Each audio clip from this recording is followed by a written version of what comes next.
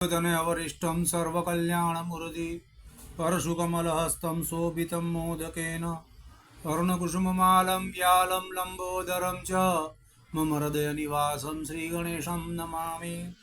स्वस्ति श्रीगणनायकं गजमुखं मोरेश्वरं सिद्धिदं बल्लालं मुरुडं विनायकमढं चिन्तामणिथेउरम् लेण्याद्रिगिरिजात्मकं सुवरदं विघ्नेश्वरमोञ्जारकं गामेराजनसंस्थिते गणपति कुर्यात् सदा मंगलम। लालूभाईना जय बद्री विशाल, जय मंगलमूर्ति। આવતીકાલથી ભાદરવા સુદ ચોથ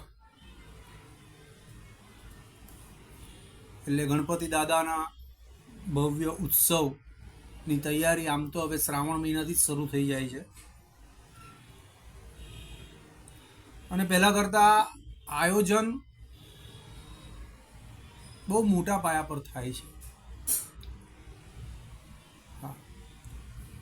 પરંતુ ગણપતિ દાદાનું અનુષ્ઠાન કે ગણપતિ દાદાનું નામ સ્મરણ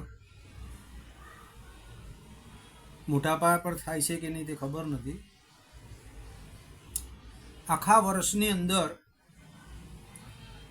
ટોટલ 24 ચતુર્થી આવે છે, 12 સુદની આવે ને 12 વદની આવે, એટલે કૃષ્ણ પક્ષ અને શુક્લ પક્ષ।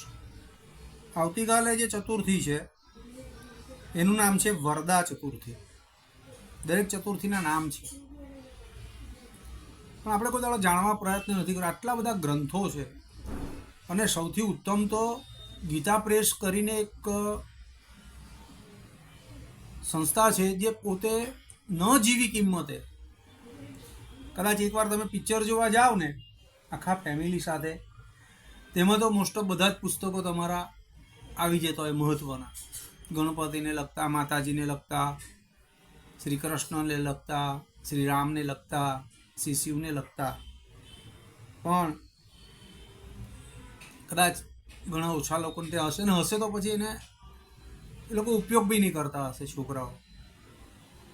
તો વરદા ચતુર્થી ભાદરવા શુક્લ પક્ષની અને એના દેવનું નામ છે એકદંત। આ ભગવાનનું એકદંત નામ કેવી રીતે પડ્યું તેની પણ એક વાત છે, પણ ભવિષ્યમાં આપણે ક્યારે કરશું, કારણ કે આ પછી આ વિડીયો બહુ લાંબો થઈ જશે।